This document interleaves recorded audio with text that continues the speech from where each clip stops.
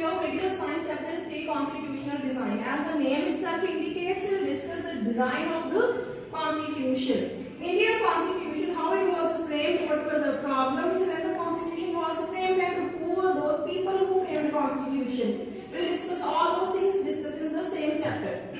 Moreover, we will compare the Indian Constitution with the Constitution of the other countries.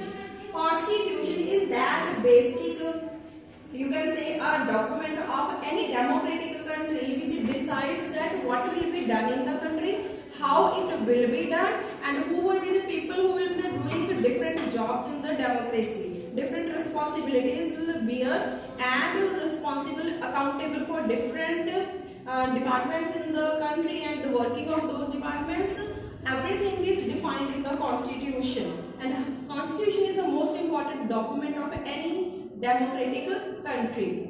Okay, when we talk about the design of the Constitution, we will talk about the Constitution later in your book, that how was it framed. Popularly, the Indian Constitution is called the bag of borrowings. Indian Constitution is called a bag of borrowings, means a bag full of those things which have been borrowed from the other countries. We will read in the chapter. First, you have been given an example in your book of South Africa, where the constitution is framed after the long period of struggle of independence, where Nelson Mandela, you might have heard the name, the leader of that freedom fighter who fought a long struggle against the Britishers to get the independence, and Nelson Mandela spent, you already know, 28 years of his life in the prison in regard to get the independence, his activities in the struggle of independence. When we talk about South Africa as a democratic country, there were many problems faced by the people of South Africa to get the equal rights as a democratic country under the constitution. How was their constitution framed? It was framed in the fragments. Earlier, many people were there who didn't get the right to vote in the country. Still, it was a democratic country, but all people didn't have the right to vote. The black African people were not given the right to vote. Nelson Mandela fought for them.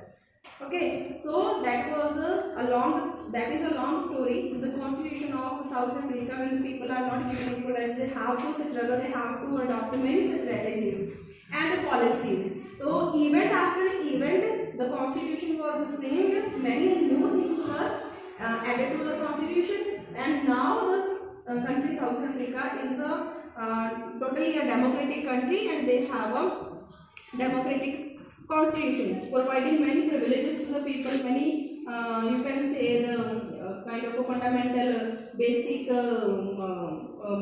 you can say the features of the constitution are equality and fraternity and brotherhood. Same as that is the story behind the constitution of Africa. India also has a long story behind our constitution. Our constitution was thought even before the independence. When Indian National Congress started thinking about a free country, they also started thinking about a constitution. What will be the limitations on the government, what kind of the government will be elected, and how people will take part in the election of the government and the decision making process of the government. That is a long story that starts before the independence, before 1947 in India.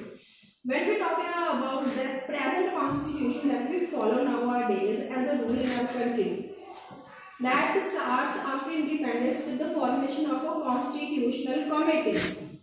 Constitutional committee, a committee that framed the constitution. Many people were there in that committee. They studied the constitutions of the different countries. And then after our constitution came into being and came into effect on 26th January 1950, as to enjoy this day as and celebrate this day as our Republic Day. Okay, so when we talk about the chapter in your book, the first segment in your book that describes the story of South Africa, we have discussed. Next segment is what is constitution, given on your page number 42. Constitution is already discussed about by you in class 8 also. Constitution is that document, written legal document, which decides rules for the country. So in short, we can say that constitution is a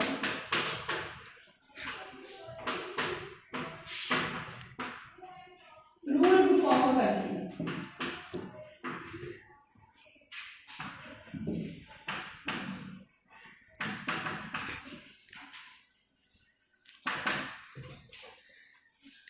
are the governments chosen? The whole process is described in the constitution. How do the governments work? That functioning of the governments is also mentioned in the constitution.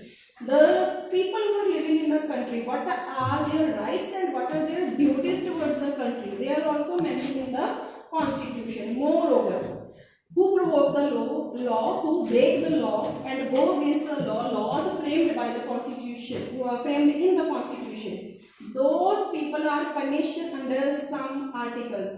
Those articles are also mentioned in the constitution. So what is included in the constitution? Constitution includes number 1, the fundamental rights and the basic duties of a citizen. Number 2, the constitution includes the functioning of the government and their responsibilities are also mentioned in the constitution. Moreover, constitution also makes provisions for the punishment who break the law. So the constitution is very important for us. Why do we need the constitution is further your next segment that we will discuss in your next video.